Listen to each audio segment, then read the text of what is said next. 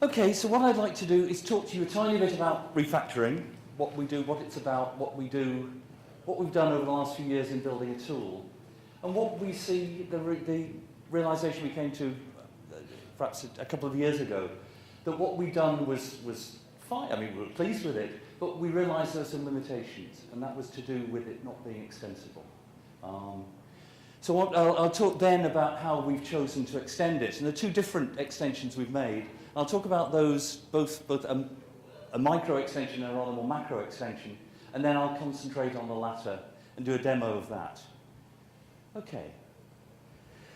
So refactoring, I guess people have been doing this long before people use the word refactoring. You write a program, and there are two things you might do to a program once you've done that. You might change it to change what it does, but you might also change the way it does it, perhaps because you want to make another change further down the line, perhaps because you want to change an implementation to make things more efficient. So often we have this cycle where, and this can be a very tight cycle, where you do this as part of your development, or it can be a cycle, a much bigger cycle, where you build a release and then perhaps refactor to eliminate problems in the module structure or whatever. So that's what I mean when I talk about refactoring.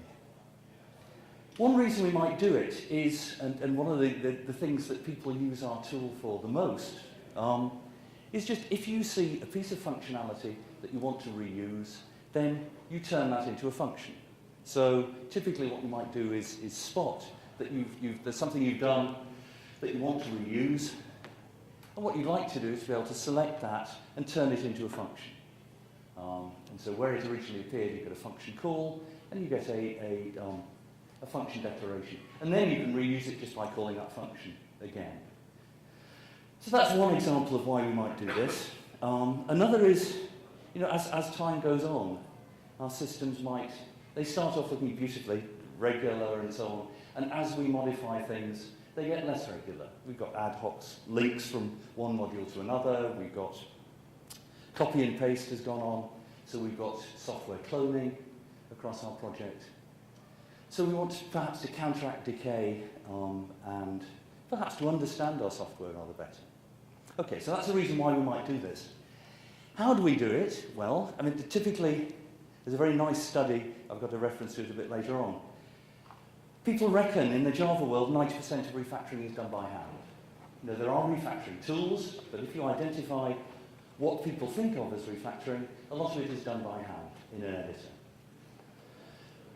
It's flexible. You can do changes which only you know will preserve what your program, the meaning of your program, but some things are simply infeasible if you're going to do them by hand. So you really do need to have a tool. And not simply because of the size, but because of the things you have to check when you're performing a refactoring. You have to worry about, in Erlang at least, how atoms are used to denote different things. An atom here can mean a module, the same atom here means a function, the same atom here means a registered name. We have to deal with side effects and so on and so forth. So a tool can support that sort of analysis. So what we've done is build a tool called Wrangler, and what we started off doing was building a whole collection of basic refactorings, some structural refactorings like the function extraction and so on, a whole lot of renamings, macro extraction, some to do with process structure, some to do with test framework. And what we found when we've done this was people said, okay, that's fine, you've given us these refactorings, but what we want you to do as well is tell us how to use them. So what we built on top of that were two things which provide decision support.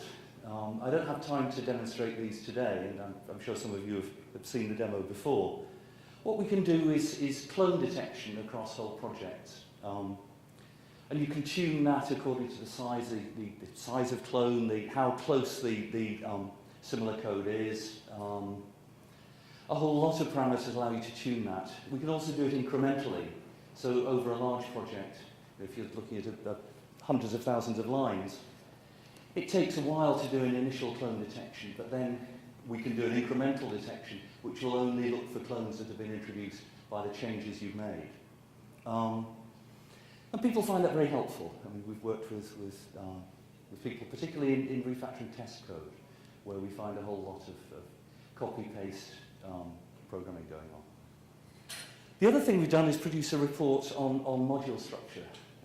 For instance, detecting circular inclusions of modules. And there are situations where you want to do that. It's perhaps useful to have it pointed out to you that you're doing that. And then we provide suggestions of how you might move functions between modules in order to clean up the module structure. So that's what you've got if you take Wrangler out of the box.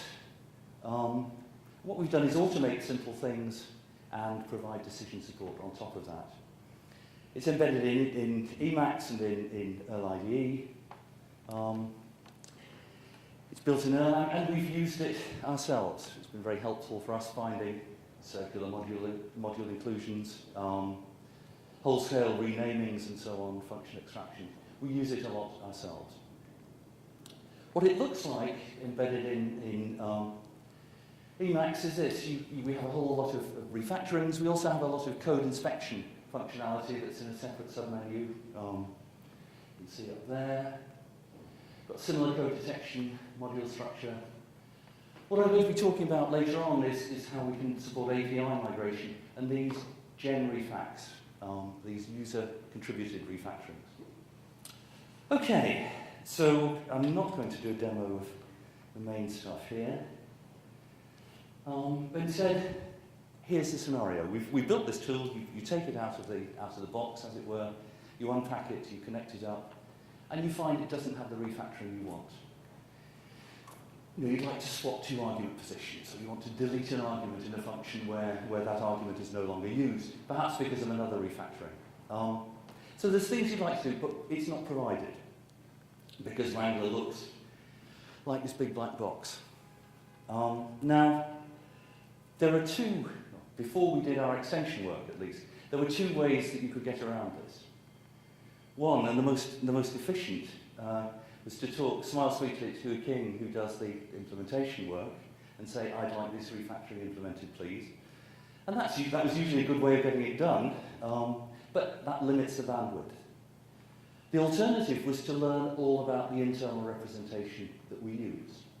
So to learn about, we extend the standard Erlang syntax representation from the compiler, putting a whole lot more extra semantic information on there. We have ways of handling white space and so on, which typically the compiler isn't interested in, because we want to make sure that you get layout that looks like your original layout once some changes have been made. So internal to the system, there's quite a lot to learn if you want to dive in and become a contributor. So the question was, is there something in between? Can we provide something better, something higher level than this, and also something that everybody can use? And what we came up with were two separate extensions. And it took us a while to realize that this was what we were aiming to do. I think, first of all, we thought we were trying to just do one thing. But I think it crystallized as being these two separate things. So first of all, we've got an API, which is higher level than the original API that was visible just as part of the software project. And we've provided an API that allows you to describe entirely new refactorings from scratch. And these are things like swapping two arguments or deleting an argument and so on. We'll see some more examples, some more complicated examples later on. But these are just built from scratch. But the other thing that you want to do is to compose a more complex refactoring out of simple ones. And this is really the subject of this talk. So this is, this idea that we built a domain-specific language. And I'll explain precisely why it's a domain-specific language, not just an API, when we come to talk about it. So on top of that, you can build a single refactoring to remove clones, for example. You can build a refactoring to migrate an API, which I'll talk about later on. But in order to get to the examples I want to give right at the end, I will say a tiny bit about the API first. Now the design criteria for this was we assumed you could program in Erlang. We assumed you were comfortable with that because you wouldn't be using the tool. But we thought you didn't want to learn the internal syntax. You didn't want to learn how we represented things. And so what we aimed for was something, a simple language which would allow you to describe transformations in a clear way, rather than aiming to have a totally general language that would do anything you wanted. So we were aiming, it was a pragmatic design for simplicity and clarity. We provide integration into our standard tools like Emacs and Erlang IDE by describing refactorings by behavior. So if you can make your refactoring conform to this behavior by defining the right callback functions, we can plug it in into our framework. So you can preview the effect, you can undo things, you can get interactive behavior for free. So we're allowing you to do all that stuff without you having to worry about the hooks into the system for doing that. Let's take an example and see, if you like, do a rational reconstruction of how we got to the design. Suppose we want to describe this sort of generalization.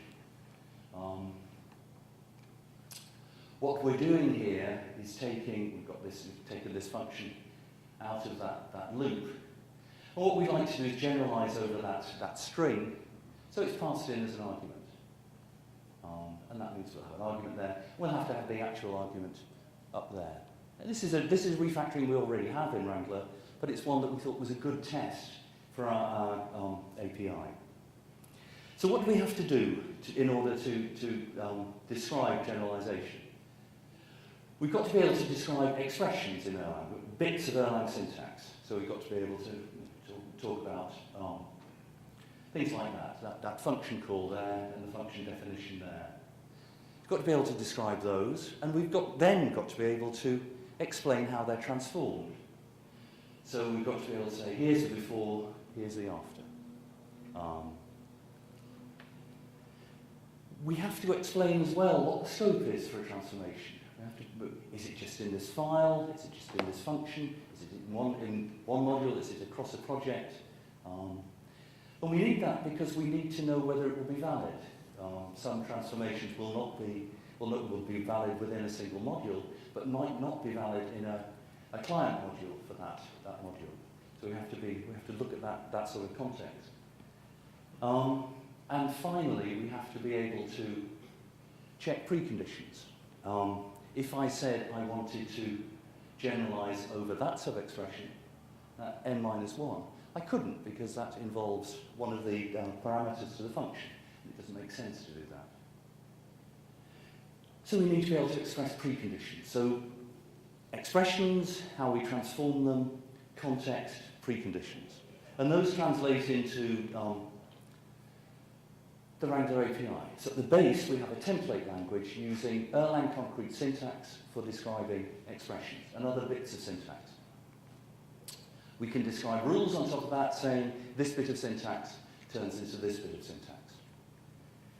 We've got the context available through some API functions, and we've got a little language for describing how these transformations are applied. Is it applied top-down across the whole syntax tree? Is it just applied in one place? And so on. So that stuff is there. Now, what does it look like in practice? We just enclose templates in a macro call. And so templates look like this. Here's a template that will match the variable capital N, but then any function name applied to the arguments 1 and 2. So our meta, we've got what we call meta variables, are these variables that end with an @ symbol. So a single @ variable will match a single syntactic item. A double @ one will match a sequence of items. So that will match a sequence of arguments there. And for example, here we can match a spawn where we match the first argument, the second argument, and then we match whatever remaining arguments there are as a sequence. And those turn into an Erlang list. But you can see here we don't have to describe the names of individual nodes inside the syntax tree. We've just got this directly described in Erlang syntax. Now, how many different ways are there to apply a function in Erlang? A whole lot. So if you're going down the concrete syntax route, you've got, you want to apply F to 1, F to 1, A, and 3. Here are 1, 2, 3, 4, 5, 6, 7 ways that F gets applied. And if you're going down the concrete syntax route, the first thing we found was when we were writing things to transform function applications, we were writing 7 rules in a very stylized way. So what we do now is we have a general way of saying fun apply. We've got this macro, and that will allow us to find any application of a function, any of those forms. So it can be a symbolic application, it can be a function described like this, and all those get covered by that fun apply. So again, that's making it work. It's making it a lot less error prone, and a lot more likely to be successful. Of course, if you do want to do this, you can. We're not stopping you, but we're not forcing you. What do rules look like? Well, a rule will have a template for the old code, an expression of the new code, and a side condition. So, an example here, and again, this is Erlang syntax, so I hope it isn't too forbidding. Here what we're doing is saying we're matching function f, a function f at, with a list of arguments. The condition is that that function is actually a particular module function argument, and what we're doing for the replacement code is deleting a particular variable from there. So we treat an args at turns into an Erlang list, and we can operate on it as a list. So that gives us a way of describing that. Now here I'm using the concrete function application, but we can do a similar thing with what we saw earlier on. We do have to get you to use some, we can't hide everything, and you do need access to some of the information that's sitting around the annotated abstract syntax tree. And so we provide you with a collection of API functions that tell you about which variables are bound where, tells you location information, where is this particular identifier, going from a variable to, going from a variable to all its bindings, where a function is defined. We do a lightweight analysis of how atoms are used. So if you have a module S which has a function S that registers a process under the name S, and you rename the function called S, you don't want the module and name process to get renamed at the same time. So we do that sort of atom analysis. And that's available to you to use. Okay, so we can do all that stuff. And where does that get us? Well, finally, we describe how these rules should be applied across the whole syntax tree. We'd say it could be done top down through the full tree, or it could be done, we could stop at a certain point. As you go down the tree, you sometimes find what you do is go down until you reach a certain point, and if a rule succeeds, you then stop. You don't fire it in any of the subtrees. And here you see a simple example. This is for swapping two arguments. You can see here the behavior we're interested in. This tells you what to do with the inputs, what inputs there are, and the prompts for them. This tells you what to do with the focus that's inside the editor, what is currently selected. This gives you the precondition check, the check that has to pass in order for the transformation to work, and then finally you have a transformation. So that's all you need to do. As long as you implement those 4 functions, it will get hooked into how the Emacs or the Erlang refactoring tool, and will allow you to apply it from within there. Okay, so that covers the API. I guess the key is that we've got some way of using concrete syntax. with some additions to specify the sorts of transformations we want to do. Right, okay. Now we can get on to the subject of the talk. Okay. Halfway through. Domain-specific language. So, what we're looking at here are composite refactorings. We want to put together a sequence of simpler refactorings to achieve something complex. I mean, we all love concrete syntax, we all have conventions. Some of us like to write identifiers like this, in Camel case, but I guess the Erlang consensus is that you write them instead with underscore. So wouldn't it be nice if you could write a high-level description of a refactoring that turned all those identifiers into Camel case across a project? Well, what you could do is you could look through the project and find every identifier that looks like this and issue a single refactoring call for that. But again, that's going to be time-consuming, tedious, and probably error-prone. So what we'd like is something that will allow us in a higher level way to do that. This wonderful paper, we build systems, well, lots of us build systems, and we design them because we think what we're doing is going to be useful. It's very interesting when people go out into the world and actually look at how software engineers behave. So this is, if you're interested in refactoring, this is, I think, one of the best papers I've read in the area, which talks about what people actually do in practice. And one of the things that they found were in 40% of cases, people didn't just do a single refactoring, but they wanted to put multiple refactorings together. So that's, if you like, that's some justification for us trying to do what we're doing here. Okay, another example. In fact, this is an example of our clone detection. You see here a report. What the clone detection has done is see that these two identified bits of code are similar. They're not identical. You see they differ in the string there and in the destination of the message. So here, what we give you is a new function definition which generalizes those two places with new variables and so on.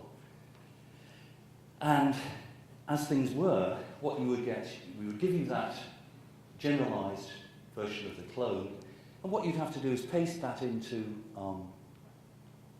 the module of your choice, and if it's just a single module, you choose the one these are in. And then you'd have to do a series of things.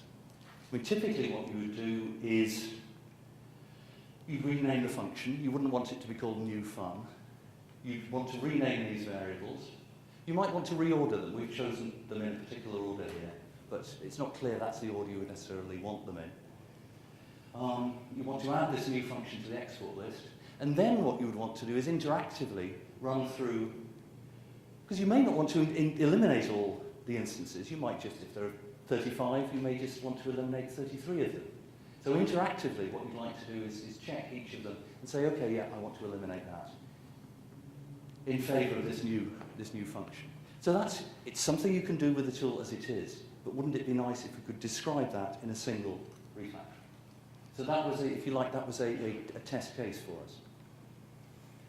Now, why is this not just a script? Why is it not just a collection of API functions? Partly it's complicated because if you're changing names of things, if I rename food to bar, and I want then to talk about it, I have to have some way of talking about the original function, potentially, or relating food, those two names together. We have to think about perhaps generating refactoring commands rather than stating them explicitly. And we have to think about what to do with failure. And I'll talk about all of these in a bit more detail. It's interesting that there's a literature of talking about putting refactorings together that's got completely hung up about how the preconditions of the second refactoring get satisfied by the postconditions of the first, doing all sorts of theoretical stuff.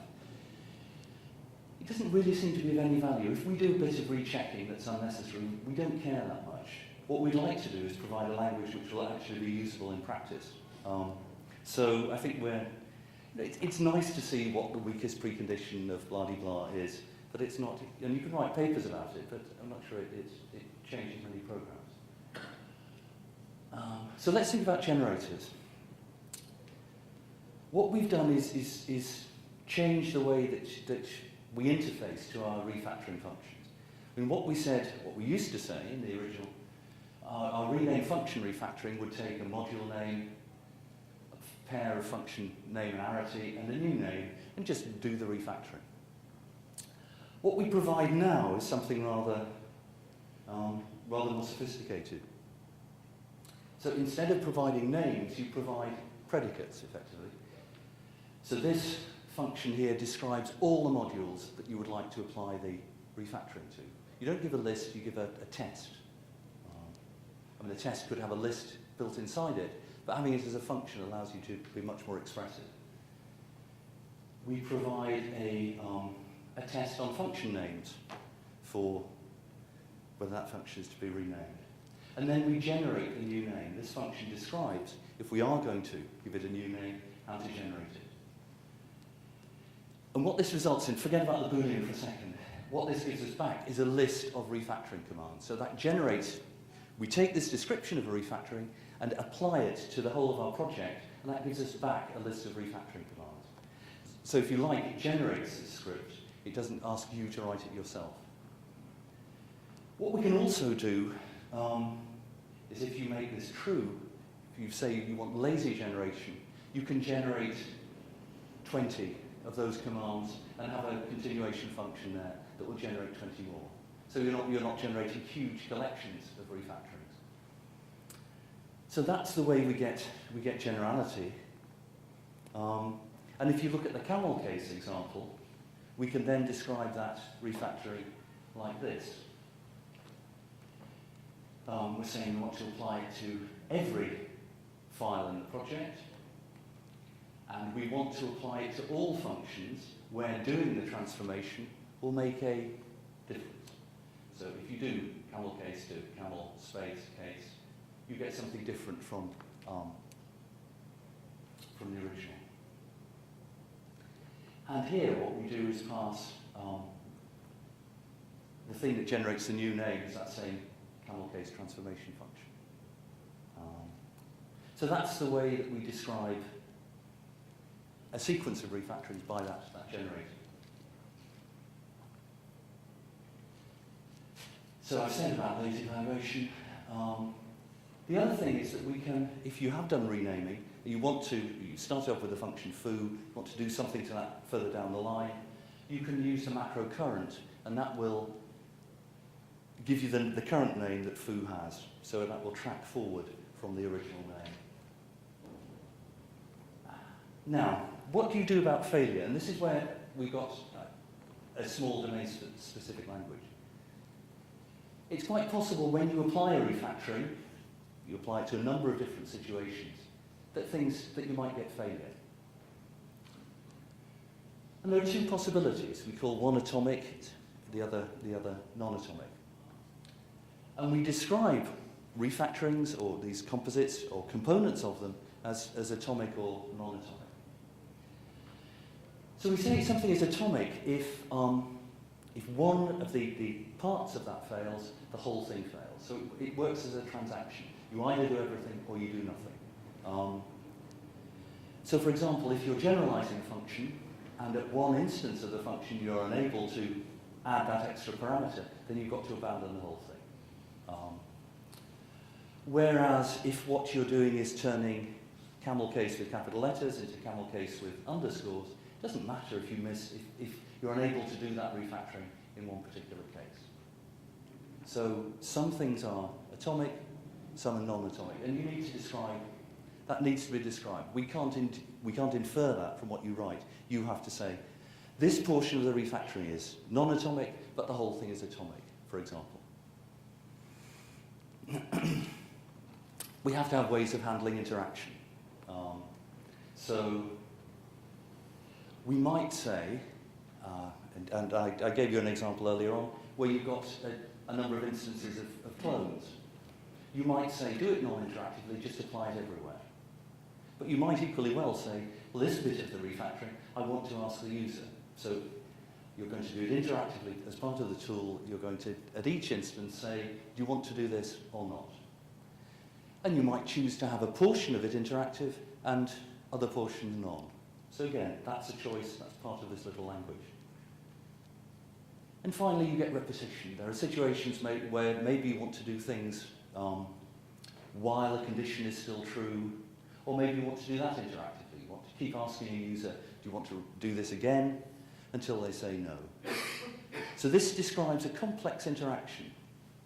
It could be you've got the transactional axis, you've got the interactive axis, you've got axis, and you've got the repetition axis. So that's why it looks like a domain-specific language. And it's embedded in Erlang, so we get leverage from the language itself.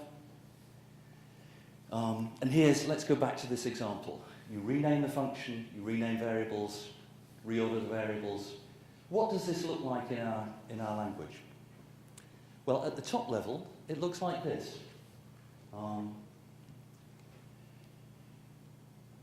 We want interactively to rename the function because we want to ask users for the new name. We then want to rename all the variables of the form new var star. So there we do some generation. We check to find all the variables of a particular sort. So it's not one refactoring, it's one of these generated refactorings. Then what we do is swap the arguments. And there we have a simple refactoring to swap two arguments. Users maybe want that once or 0 times or a number of times. So we do that repeatedly, interactively, prompting each time. We then conditionally put this new function into the export list if it's not already there. And then finally, we do this folding instances of the clone. And there we run through every instance, and that's a place where we can be non-atomic. The refactoring doesn't fail if we don't fold a particular instance. So that bit allows us to, if one instance we'd like to fold, fails to fold for some reason, it doesn't matter, the whole refactoring doesn't fail. But as a whole, we want the thing to be a transaction. So all these things have to succeed in order for the whole refactoring to succeed. So you can see there's a bit of subtlety about how we choose which subbits are transactional yet, or non-transactional, and which is how the whole thing is treated. So, I think I've got a demo in a second. Let's see if we go to a demo. What have I got? Well, let's have a look at the refactoring Camel case example.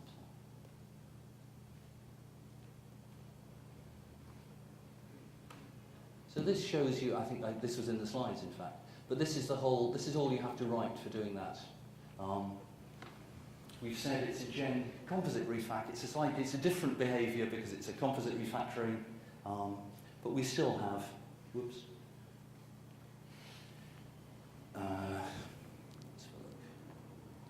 So in fact there are no inputs for the overall refactoring, we're not interested in the focus. And then we've got the description of the Camel case. Here we are, describing a predicate over files, a condition on which names get renamed, and the actual renaming function. And then we've got a bit of Erlang at the bottom, which actually does the renaming bit, does the name transformation bit. But you can see it's pretty straightforward. And if you're happy reading nested Erlang tuples, which I'm sure you are, then that's what it looks like. And we could actually try applying it. Okay, so what have we got here? So here's an example. And let's see what happens if we do this. This is a scary bit. So these are, here it is sitting there. Now I have a project here and there are a number of functions in there. in fact, all I'm interested in is this other functions in this test Camel case directory. So I'm going to say no, because it runs interactively through all the possible functions I might rename. So we're getting this, as I say, getting this for nothing. So we say no to this, no to this, no to that, no to that. Now, let's say we want to rename this as a function. Let's turn that into a proper Erlang underscore. Let's say yes. Now you can see we've got an error there, that's failed, because there's already a function in that form. We get that error report, but because this is not atomic, we carry on. And we get to say, do we want to rename this as another function? And let's say yes. And then we can preview the changes that have been made. And this is using ediff, and that's showing you there's a change in the export list, there's a change in the client function there, there's a change in the definition. So we've got that preview, and that's true for all refactorings. Then again, you get that for free. Let's quit that. Quit this ediff session, and then we're asked after previewing, do we want to perform the refactoring? Let's say no, because it ruins my example file if I do that. But that gives you a sense of what you can do. So you're getting full, it's behaving just like a built-in refactoring. You get interactivity, you get this non-transactional behavior here. So that is quite nice. Let's go on. Because what I'd like to conclude with, how much longer have I got? About 10 minutes, okay. What we've done most recently, is put together the API and the DSL. So putting little refactorings, defining new refactorings using the API, and putting them together with the DSL. So this was very nice. We've done some work in the past as part of the protest project with people from QVIC who build Erlang models for C code. And as part of that, this is Thomas Arts particularly, gave us this challenge. What they do is, to avoid hitting the same bugs in the code they're testing all the time, they put annotations in their Erlang models. And these they call bug precondition macros. And what they want to do when they deliver the models is to remove all of those. And the question is how to do that in a way that is automated, correct, and easy to do. And so what we did was find that with the DSL we could put together a sequence of simple refactorings, some built with the API and some just built in. So what have we done? What we've got, first of all, are some very simple rules. This says if you've got a bug condition macro, you match one of these bug condition macros that's in the code, it gets replaced with a false. And then we've got some simplification rules that turn not false into true and so on. So we can apply all those rules, and that gets rid of quite a lot of this is the key transformation. But what we want to then do is do enough simplification to make the code look like what you would do by hand rather than what a tool would do. So the simple rules are okay, but they do lead us, we still get some more complex things that remain. So we get things like this, where you have a case statement which has a false. So we want to simplify things of that format. And as you can imagine here, what you do is you simply jump to the false case.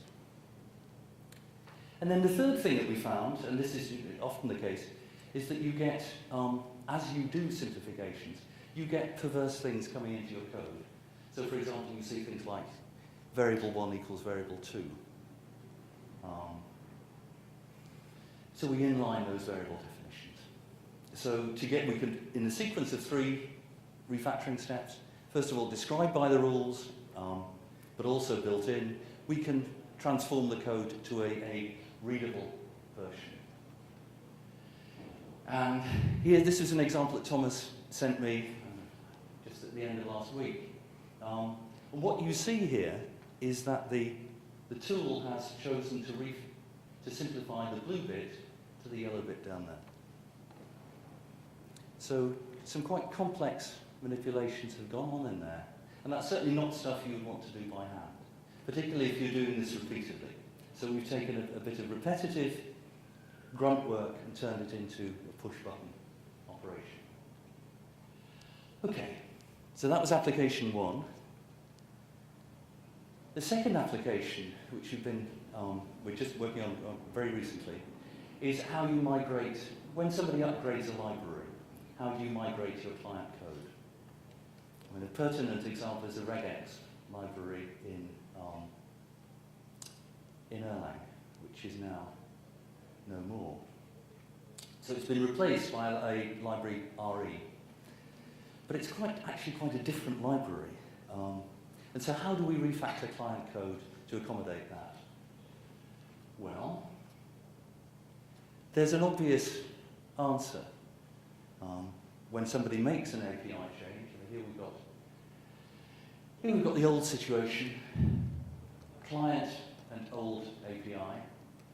And here's our client, and somebody has changed the API. So one thing that one can do is write an adapter module. So you can say, what's the problem? If you can write the adapter module, well, that's it. The trouble with that is that in the end, the quality of your code is going to degrade. If this happens again, for example, you'll have two adapter modules. Or you might have different adapter modules interact.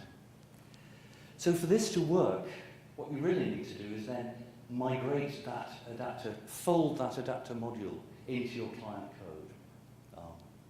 And that's what we've been working on most recently. So what we do, and here's an example from regex to RE. And it just shows how, I mean, everything that could have been different is different, I think. So the key operation in that library is something that matches, that tells you whether a string matches a regular expression. So the old function was match. The new function, the way you implement it in RE is to use the run function. These are different. So the run function returns a collection of matches, whereas match just returns the first. The other lovely change is that they index strings starting from a different number. And they also are different in the way that they handle errors in the regular expression. So RE will raise an exception, whereas match would have returned an error tuple. So they're different in how they index, they're different in how they handle errors, they're different in the results they give you. But what we've got here is some adapter code. Now what we've done is, from the adapter code, we generate a set of refactorings for the client code. So you provide the adapter, we generate refactorings from that. And let me show you how that works in practice. Where am I? So here is I won't be long. Here is this adapter. This is the code I just showed you. And what we generate is this. Yuck. So we generate lots of stuff of this format. So a file, how many lines? We generate about 500 lines of refactorings, which will fold those refactorings into your client code as much as we can. And let's just take a quick look at this. So here we've got, this is a choice set of uses of regex from the standard libraries, or from relatively recent versions of the standard libraries. So let's go to API migration from regex to RE. Only applies to current file, yes. Now, it's done it, and what we're going to do is preview the results. So what do we get?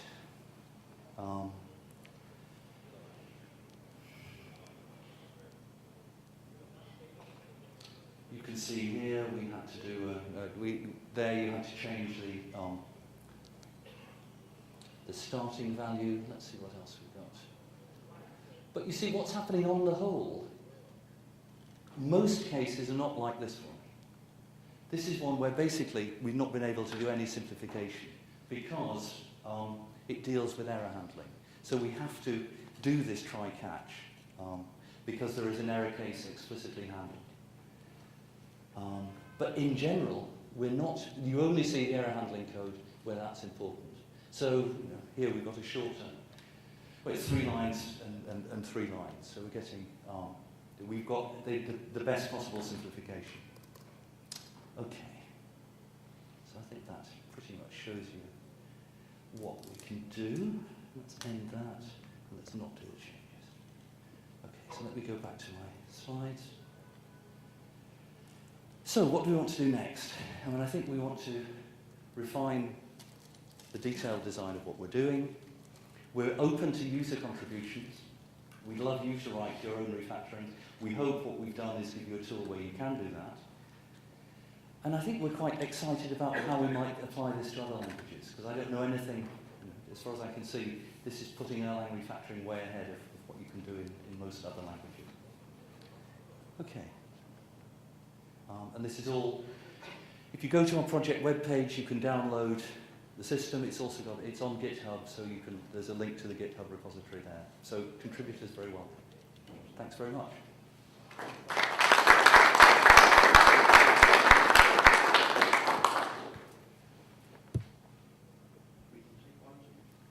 Yeah, any questions? Basically, the question is about when to involve a project and modify all files into the project. Right, and how do you specify it? Yeah, but through a list of directories. So that's configured in Emacs. You provide to Emacs a list of directories. Okay. I mean, how else do you explain what a project is in Erlang? That's why I asked, because in Emacs you don't have a concept of project. No, that's right. But so what we've got a configuration item in the menu, and you just say the project lives in these directories. Okay. Yeah. Have you considered 2 kinds of refactorings? One, taking something that's not OTP and making it an OTP, so a proc to a gen server or something like that. And 2, make it compatible with rebar, so that you could just look at a rebar config and not have to specify directories. The second that's very interesting. Yeah, we should think about that. The first one's not. Well, no. I just trying to gain time by. It's on our list. Erlang, because Erlang is so unstructured, it's quite difficult. I mean, it's something we've thought about. It's tricky. I think what would be nice is now we've got a way of playing around with refactorings in a more lightweight way, so we can look at whether we can do that sort of thing. Because I agree, in principle, it's the sort of thing that we often do. Yeah. The complexity of that last refactoring leads me to believe that you could get to the point where a rebar command to upgrade to OTP would just go through, change the whole application, convert things to Gen FSMs or Gen servers. And then you can start editing the new code base. Yeah, that would be nice. As a goal. It's how much you trust what we've written. Well, that was the question. It's how much you trust what we've written and then what you write. It's not generated 500 lines and you run it. And you can run all your tests. And you can examine. We do show you what we're doing. So if you like, we start off with this simple thing. We generate those, so you could read them if you wish. So it should be comprehensible. It's not very pretty, but it should make sense. I mean, I think the question of trust is an important one. And I think other refactoring tools have this problem. I think they're even ones that are ones that have been used for Java for a long period do sometimes break people's code. But if you're doing something, I mean, there's then the question, well, maybe it doesn't matter if it breaks the code too much. Because if you were doing it by hand, how would you do it? You do something in your editor which would break the code, and then try and fix the places where it looked broken. So what we're doing is getting you more quickly to break your code. Now whether that's, perhaps I didn't express that very well. But I think that I remember seeing another very impressive talk about refactoring was the guy from Apple who built the refactoring tools inside the Xcode IDE. And what was fascinating there was he was saying that this be right 99% of the time. And that's fine, because people will clear up the last 1%. But that was all about delivering quality of service to people where you're refactoring huge code bases. Fascinating, very nice piece of work. Yes. Chair, thanks.